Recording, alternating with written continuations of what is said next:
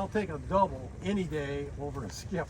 Because if you don't plant it, the guy next to it isn't going to make up for it. Now, many years ago, Reno said, well, I don't have to worry about my planter. If I got a missing here, they'll compensate. They don't.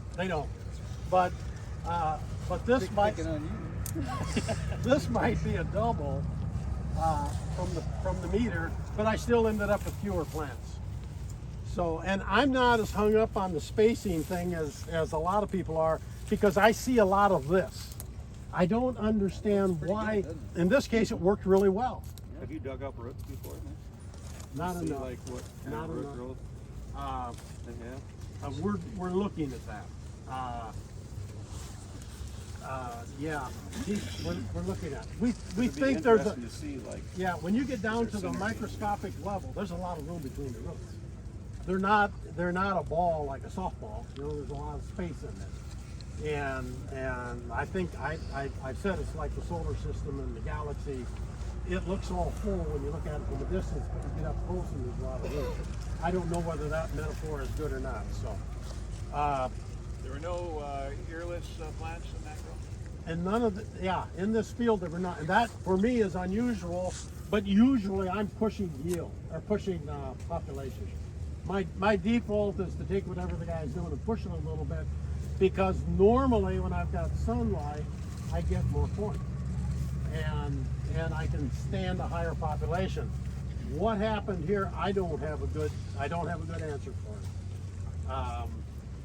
It was planted the same day. It was planted with the same planter, with the same meter, and this is why the baseline thing is so important.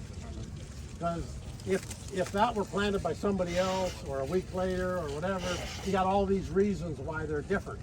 I can't explain why this row here was such a failure. Clearly, there's two more plants missing. 2 out of 20, that's 10% right there. So I lost 10% because, and I think we've got little four-legged friends that burrow.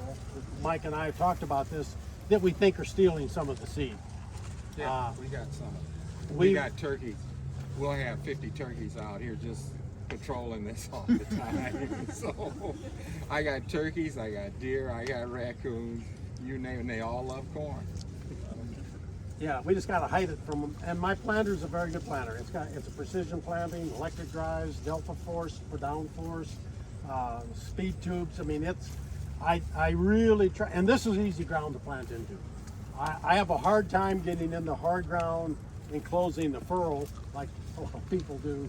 But this is actually this is a fun field to plant because it's pretty good. And I don't think it's a residue problem. I didn't mention it earlier, but these are randomly selected spots. I had too many projects last year. That's not an excuse, fact. Other years I put a plot camera out here, picked the spot I was going to look at, put the plot camera out the day after I planted it. And then I could see the relative emergence. I could see what was going on and all of that. And that's really instructive. It's pretty intensive and how much time it takes. And then the heartache is, do I dig this up? You know, so I wonder if the seed got planted and all that. Where we have done that in the past, generally we're finding that they all got planted. And I look at the iPad monitor from the map that my planter makes, and it said this stuff was dead on. It didn't show any skips or anything. And that's the beauty of the modern technology. It'll pretty much tell you what you did. That doesn't say if I had good seed to soil contact. It kind of talks about residue, but it's not very definitive. So, don't know. So this for me was a disappointment. That's, it happens. Okay, let's go to the next row.